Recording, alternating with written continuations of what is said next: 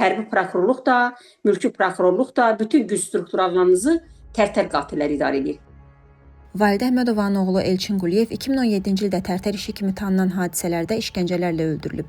2024-cü ildə isə Nəsimi rayon məhkəməsi Əhmədovaya mənəvi zərərə görə 10.000 manat təzminat kəsib. Aprelin əvvəlində də həmin hadisələr zamanı bir ay işgəncə gördüyünü deyən hərbiçi Vüsal Abdullayevə 16.000 manat təzminat ödənilməsinə qərar verilib. O, iddia əvzəsində 300.000 manat təzminat tələb edirdi. Validə Əhmədovanın şikayətindən sonra isə apellyasiya məhkəməsi təzminatı 60.000 manata qaldırıb. Ali məhkəmə də qərarı qüvvədə saxlayıb. Əhmədova deyir ki, borclarını qarşılamaq üçün təzminatla razılaşmalı olub. Əslində qalanda isə 60 yox, yenə deyirəm, milyonlar lirəsi olsalar, o bizə mənəvi dəyən zərəri ödəyə bilməz. Ən azından bir ana kimi heç o təzminat verməsəydilər belə, üzr istəsəydilər dövlət səviyyəsində. Yerli məhkəmələr Tərtər işi üzrə uzun müddətli həbsdə qalmış zərər çəkənlərə 120-200.000 manat, 3 ilə qədər həbsdə qalanlara isə 30-35.000 manat aralığında təzminat müəyyən edir. Həbs olunmayan, lakin həmin hadisələr zamanı işgəncəyə məruz qaldığını bildirən şəxslərə isə hər gün üçün 500 manat ödənilir. Elə uşaqlar da var ki, bir neçə nəfər var ki, onun da həmin zərər çəkdiyi günləri azaldıb prokurorluq.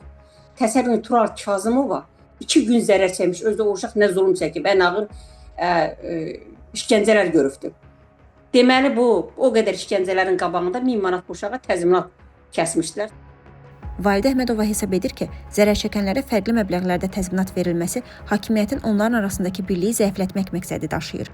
Bilirsiniz ki, Tərtər zərər çəkmişlər hamısı bir idi, birləşmişdi, onun hamısını baş prokurorluq tərəfindən Qasım Məmmədovun əli ilə parçaladılar, dağıtdılar. Bax bu cür birinə artıq verməklə, birinə az verməklə.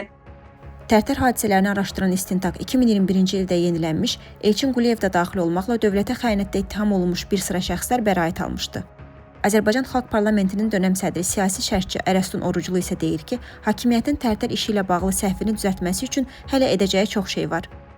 Tələblər bəllidir. Azərbaycan parlamenti deyilən Milli Məclis, o qondarma Milli Məclis müvafiq qətnamə qəbul edir, cinayətkar cəzalandırılır, Azərbaycan xalqından üzr istənilir, təzminatlar ödənilir, minlərlə hərbiçi, hansı ki, təkcə ordudan tərxis olunmuydu. Onlar həmçinin xidmətə uyğunsuzluq maddəsilə ordudan çıxarıldığından mülki sahədə də iş tapa bilməyiblər. Tərtər işinin istintaqı yeniləndikdən sonra 452 nəfər zərər çəkmiş qismində tanınıb. 13 hərbiçi isə işgəncə vermə ittihamı ilə həbs olunub. Zərər çəkənlər isə həbs olunanların sadəcə əmr yerinə yetirdiyini bildirir. Hadisələrin əsl təşkilatçılarının cəzalandırılmasını tələb edirlər.